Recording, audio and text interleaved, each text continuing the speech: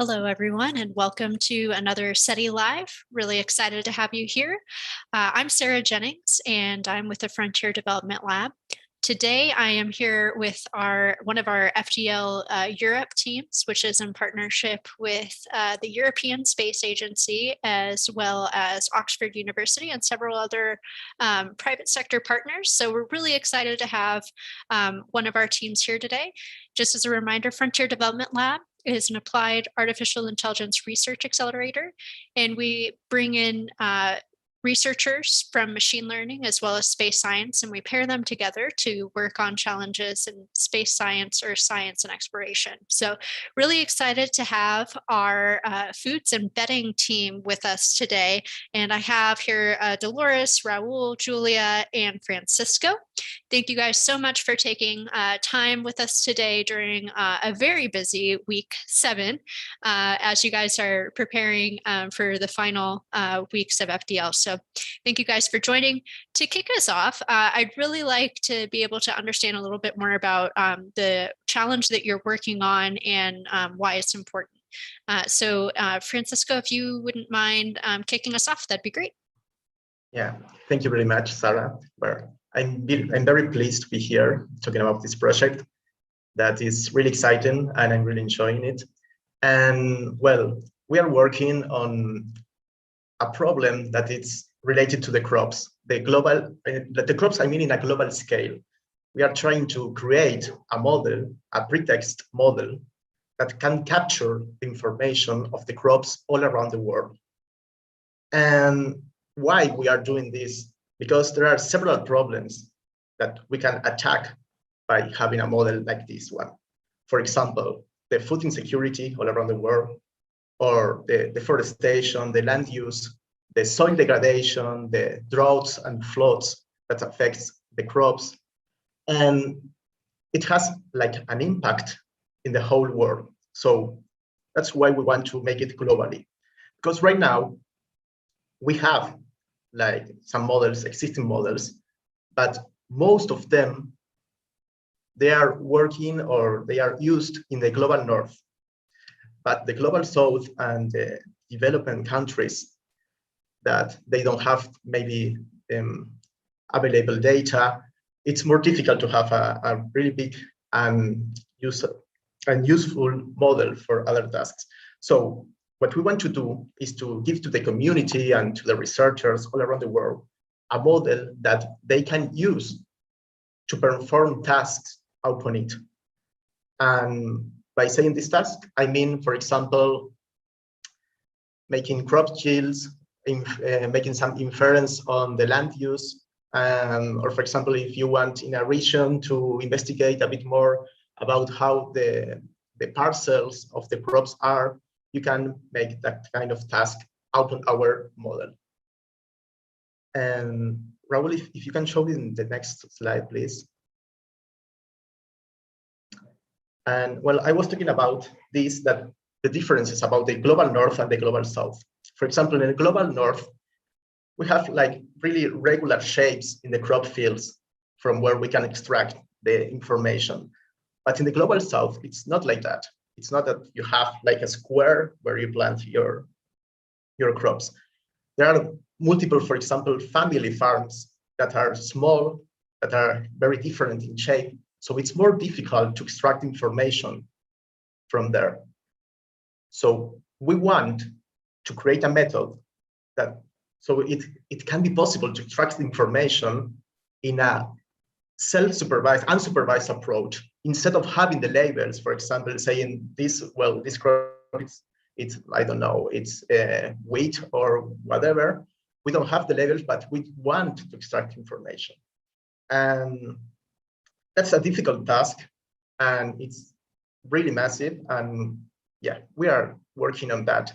That's a bit of the problem we are tracking right now. So maybe now, Julia, you can talk more about what we are talking with the World Food Program.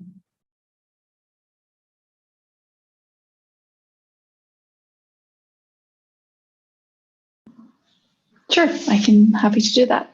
So within this challenge, we're working together with the World Food Program, and I want to share with you a couple of things we learned from them, which were new for us, and we're really happy to have this partner. So, as Fran already mentioned, we have label abundance in the global north. So there are a lot of data sets where crop types and parcel sizes are mapped, for example, within Europe. So there we know very exactly where a maize field is, and we also have this information in time. So the temporal resolution is also really high.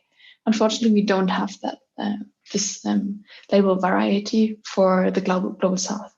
And what we learned is that already a couple of machine learning techniques have been tried for that problem. For example, transfer learning, where you would train on the European data and then try to transfer the model to a task it hasn't seen yet, for example, to Africa.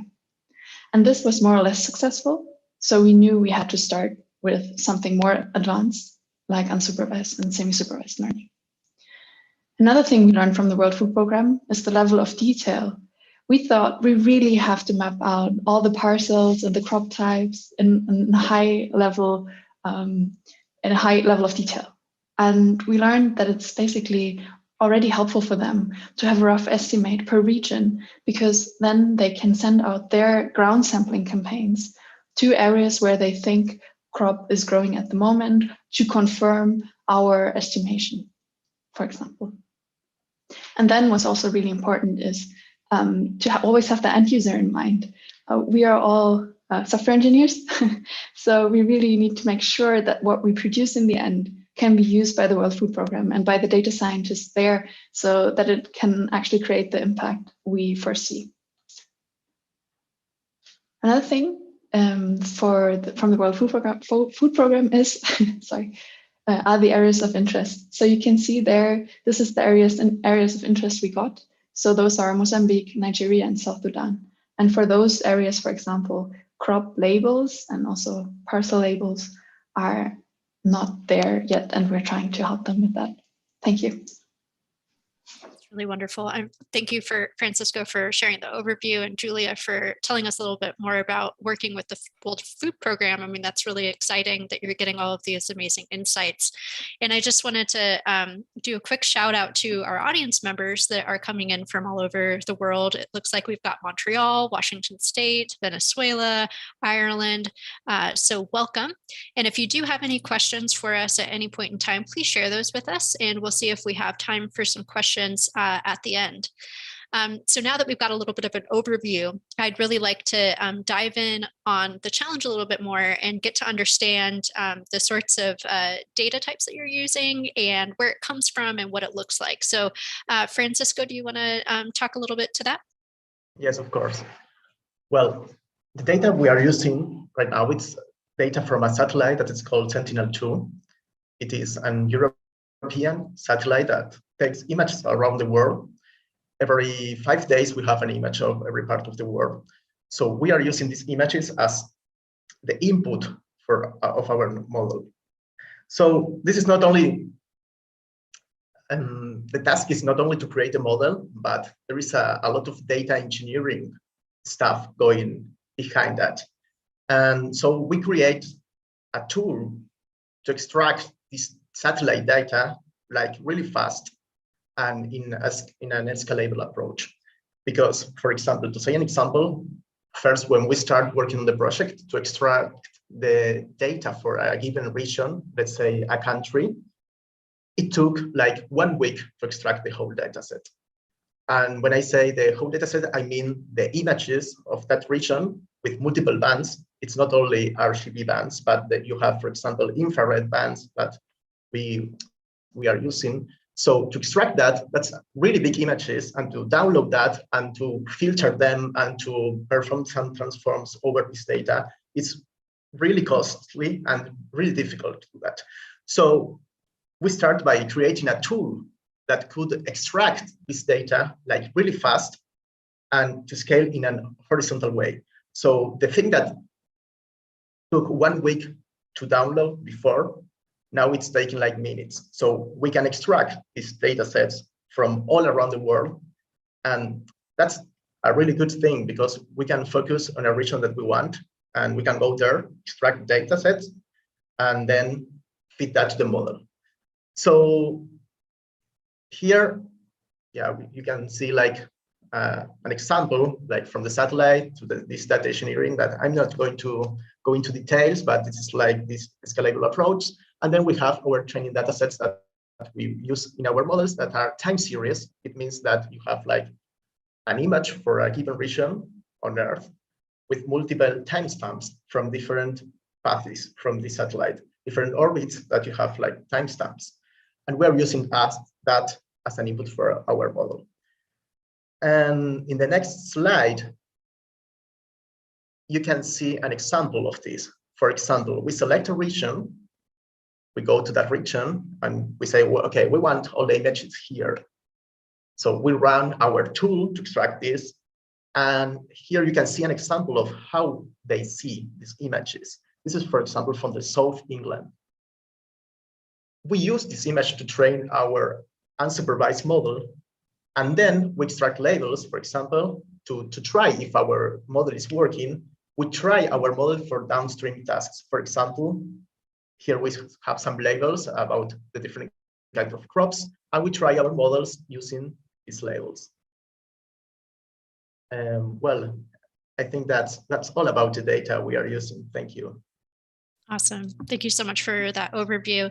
And it's really great that your team is getting able to use Sentinel-2 data. And I know that you guys are being supported as well through the FEE Lab. So this is really exciting stuff. I wanted to dive in a little bit more into what sort of techniques you guys are utilizing this summer. So Dolores, do you want to go ahead? Yeah, sure. Thank you for your question, Sarah. Maybe, yeah, that's perfect. Yeah, so as Julia and Fran were saying, because there's so little data on our countries of interest, we cannot use these supervised methods that are so data hungry. And therefore, because we have also all the satellite data, although it's not labeled, we can use unsupervised methods. So unsupervised methods, we can train without having labels. And the kind of method that we're training at the moment, it uses contrastive learning techniques. And I'm going to explain what that is. But basically, what we're trying to create, which are these embeddings, is used if you have an image, the embedding of an image is used at a lower dimensional representation. And what that means is, instead of having the image, bringing that to maybe a couple numbers that are more representative of the image. For example, it could be like, not that those numbers are directly attached to anything, but whether there's a house or what the predominant colors are in the image. So we don't choose what those embeddings are, is the model we train what chooses those embeddings. And the way we train that model is we give it an image and we want the output to be of a vector of lower dimensions, so a couple numbers, right? That is much less than the full image.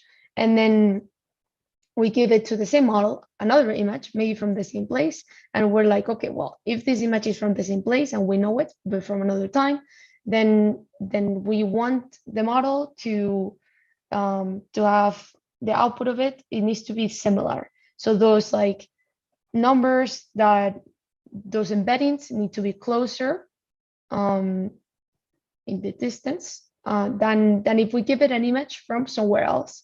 If we give it an image from somewhere else, because technically will look different, we want the embeddings to also be far. So for example, if you could only assign one number, well, we want the images that are from the same place to assign 1 and 2. And if the image from a different place, to assign like 100. So that is very far. And then in that sense, what we're trying to achieve is, with this similarity, we don't need labels. We're just training the model through this like contrastive approach, and enforcing in that way like the loss to decrease, and therefore our model to learn these representations, these embeddings that have some kind of like semantic classification, say, of our data. So we will hope that the data, that images that are similar, end up close in this embedding space, basically. And what's special about our project is that we're doing that with time series.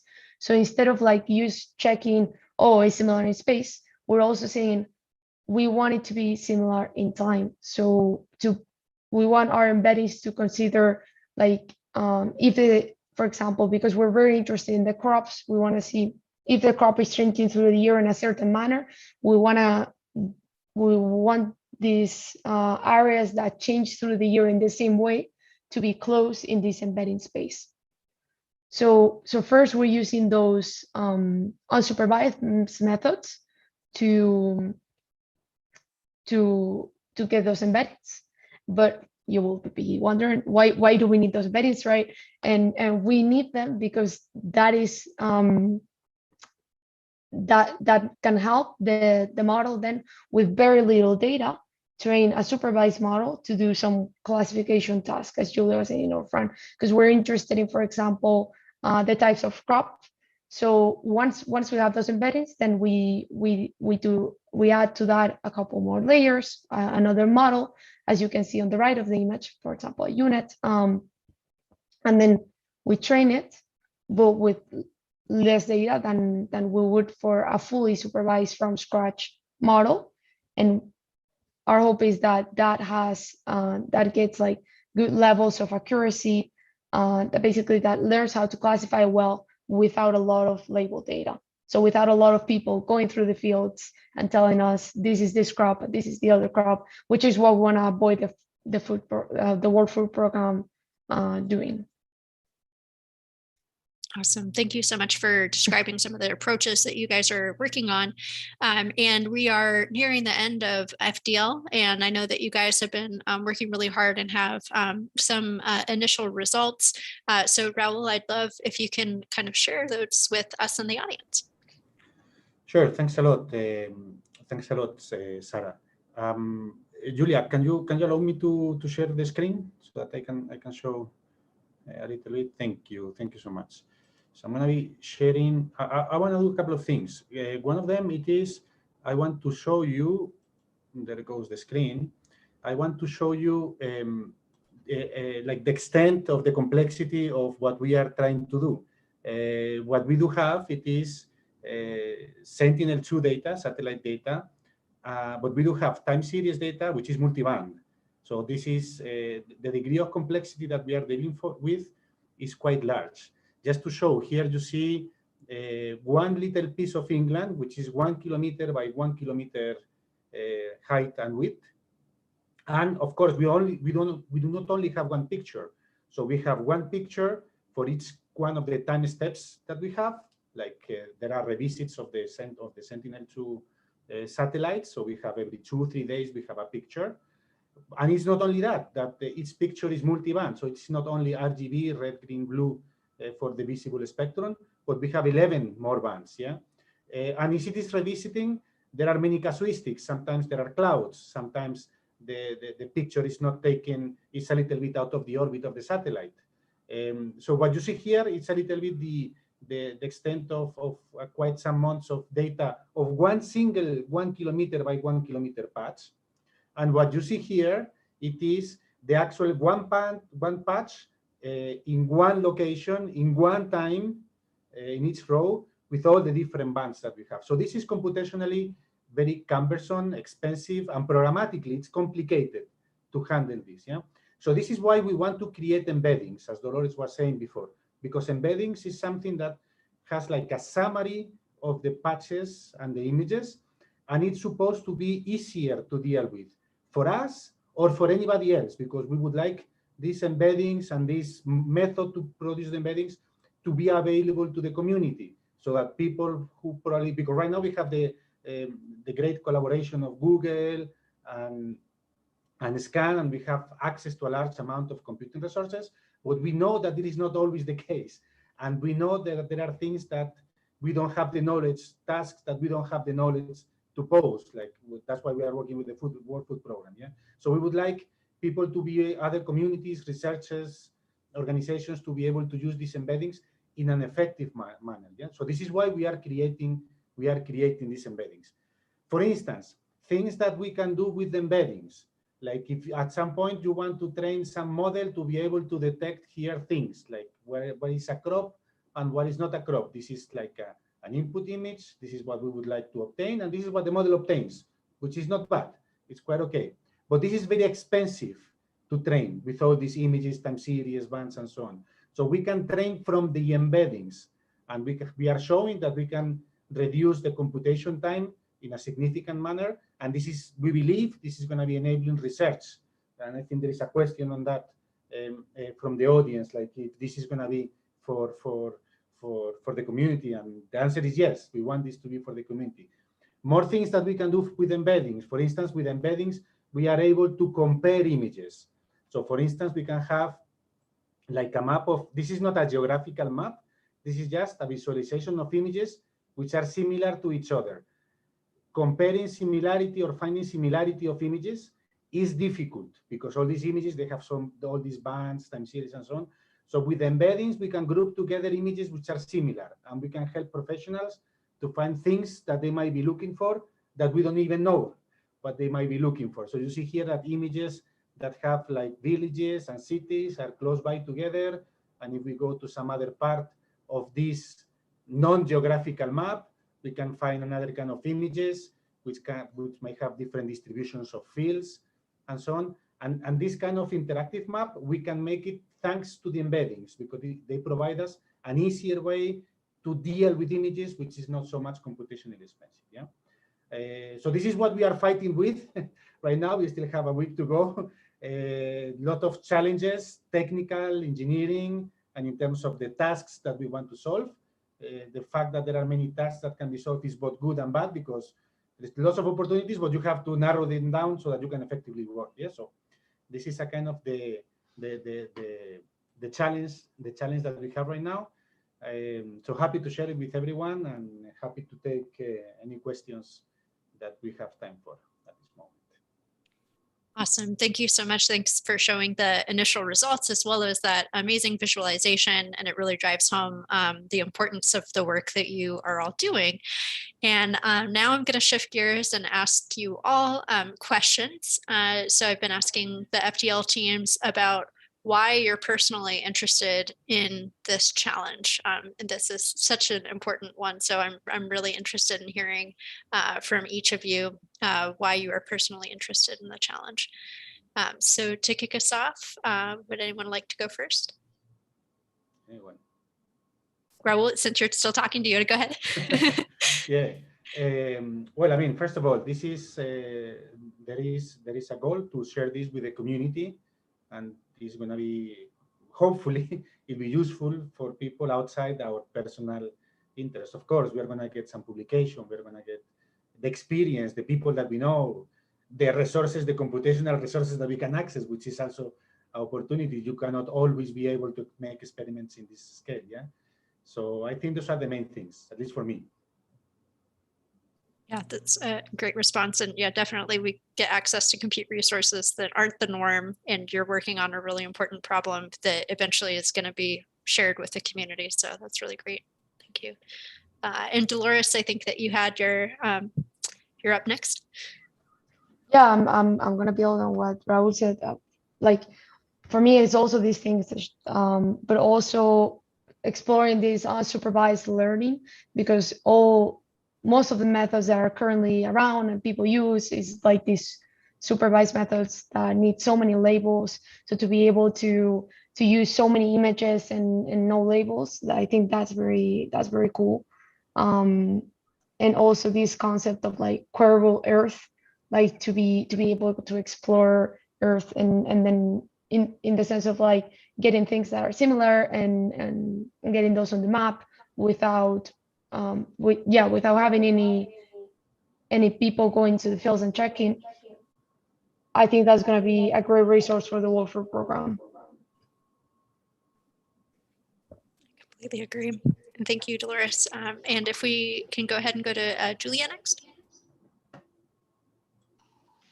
Sure. So I have to agree with Dolores that my intention was also to learn more about supervised learning, but I also think it's great to have such a powerful technology at hand and use it for something that actually creates an impact, right? And help the World Food Program and solve really dire challenges that will affect, probably with climate change, more people in the coming century.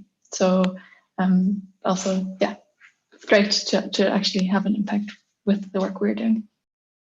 It's Awesome. Yeah, we're really excited that you're working on this problem. And Francisco. Yeah, well, actually for me, it's really important, like the social impact that a project like this could have in the future. I mean, to share it with the community and that they can use like a really big model that is really difficult to create and to compute and everything, and that it is available all around the world and that you can perform something with it to help and to improve the living conditions of several places that don't have access to this kind of things. I think that's the most important thing and what I liked about this project. So that's why I'm happy to work on this, and I think that's really important. Thanks, Francisco. That's a great answer. And now I'm going to ask the team another question. So we've all learned a lot through FDL, and I would love to know what is one interesting thing that you learned. This can be a fun fact, something that you have learned through your experiences of going through the last 7 weeks. Anything from working with your team. We've also had pro tips be shared. So anything that you found really interesting during your last 7 weeks together. So to kick us off, Francisco, since you're still here with us, do you want to kick us off here? Yes, of course. Well,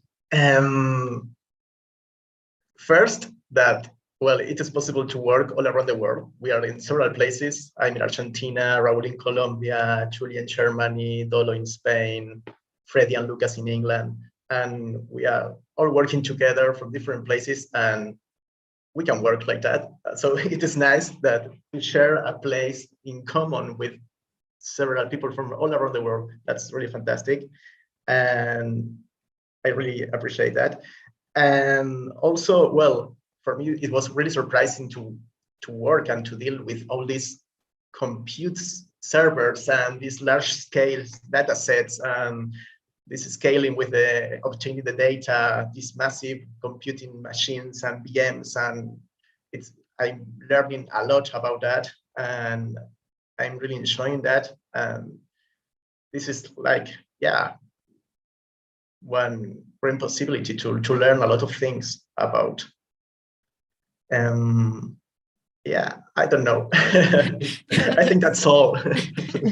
Yeah, that's a great answer. And yeah, it's just totally incredible that we have so many people coming from so many different places working together on really interesting challenges. So thank you, Francisco. And next up, we'll go to Dolores. Yeah, thanks, Sarah, for the question. Just from about what Francisco was saying, I think like I didn't realize until I started the project, like how much Google Cloud credit, if you want, or how expensive it is, how many machines you need to spin up in order to get this going. Like, because we want to use like this unsupervised learning, and then you need so much data, which takes like terabytes and terabytes only for like a little space, like only for a couple of countries. Then you also need like all of this processing behind it. And yeah, I like, it's amazing to work on these conditions where we have access to all these machines. Yeah, that's a great point. If there's anything I've learned from FDL, it's that generally the earth science problems that use earth imagery, you're using very large data sets. So it's really awesome that we get to utilize Google Cloud and Scan and our other compute resources. So thanks. And next we'll go to Julia. Thank you, Sarah. So for me, I would also agree that the whole data engineering part with the incredibly large data sets we're using, always in the order of terabytes, and handling those, and also making the processes of more efficient and faster, because since we also only have this limited amount of time, everything has to go really fast. So that was also really interesting for me, and I learned a lot. And what I also want to stress is we are working in a team here, but I also have the feeling that we're within a larger community, like the whole FDL community. And I think that was really exciting for me to meet so many people that share a similar purpose and vision than I do. So that was really nice also. Thanks, Julia. Yeah, we have definitely a really awesome, fun community. So it's great to be a part of it. And Raul? Yeah, a little the same thing. The fact of having this access to this large computing resource it's something that you can experiment and learn so much on a different scale. And I have to say that, for instance, the first time that we set a data set to be generated automatically, and you see that there are 10,000 virtual machines being launched automatically for you, it's a shot of adrenaline. Eh? It's not easy. It's not for the faint in spirit to see that the first time. With the responsibility that it takes, yeah, and the efficiency that you have to take care with which you have to take care in doing your code, your test your things before, so that, of course, I mean, there is funds for this, but they have to be well used, yeah. And then on another aspect, I want to emphasize the human aspect of the whole idea, because the group that we are talking now, we never met before, and of course, we never met before in physical. Yeah, none of us. I'm sure that after this this effort, this work together, I'm sure if at some point we meet physically somewhere, I'm sure we will have and we'll share a couple of beers and we'll have fun. But having said that, it's been, and I mean, in these times of pandemic, these complicated things, strange times that we have to live, the fact that we can get to know each other, because of course, the first time that you make a joke in the group, that you have to be careful. It's not the same as doing it physically in life, yeah. So having gone through that and seeing that we can effectively make a team and make a team work and feel good and feel that you have friends, that's been something really nice. Apart from all the technical stuff, so that I'm very happy for that and thankful for that as well. Thanks, Raul. That's a really good point, that virtually it's a lot different than in person, but we've still been able to make these incredible bonds between all of the team members and the entire community. So I'm really excited for the time we are able to get together, because I think that that'll just be super amazing. So we are close to our time, but I'll go ahead and ask one question from the audience before we close. And this is a question about any thoughts on citizen science helping to process data or to verify. And Raul, I'll go ahead and turn it back to you if you'd like to share any thoughts that you have about citizen science and where that could potentially be applied. Sure. I mean, first of all, the fact that the citizens in general know what science is useful for, I think it's key. Even if it is things that we do maybe more technically involved or more abstract, the fact that the community, the community in large, citizenship, the day-to-day citizenship, is able to know what things are for, I think it's useful. Not useful, I think it's key, because that is what at the end enables what we are doing and whether it is useful for humanity or not. Now, in particular, in what we are doing, we do have one of the challenges that we have is that we have lots of satellite data, but we have little labels like annotations on locations. Like we have satellite data, but we don't know what it's there because nobody has gone and checked. Those data sets are more available in the north, and in the south and less available. So I believe there can be an opportunity for direct citizenship involvement in trying to enlarge and curate those data sets so that we can train better models. So like if you are someplace and you see a crop, I wish there could be a way to take a picture and make an assessment and share it. There are some initiatives in those sense for different projects, starting with this SETI at home many years ago that spawned many other projects to have citizens involved.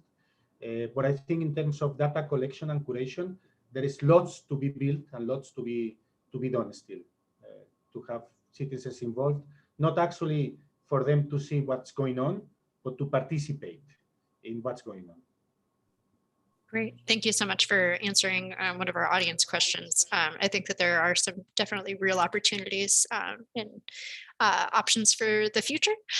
So I would just like to say thank you now to our team for taking the time to speak with us on this very busy week. And thanks to Lucas and Freddie, the team leads that are here supporting this amazing team. And thank you to our audience for joining in and listening about our foods embedding project. Later next week, I'll be joined by the other FDL Europe team, as well as some of our partners. So I look forward to seeing everybody again, and thank you all for joining in.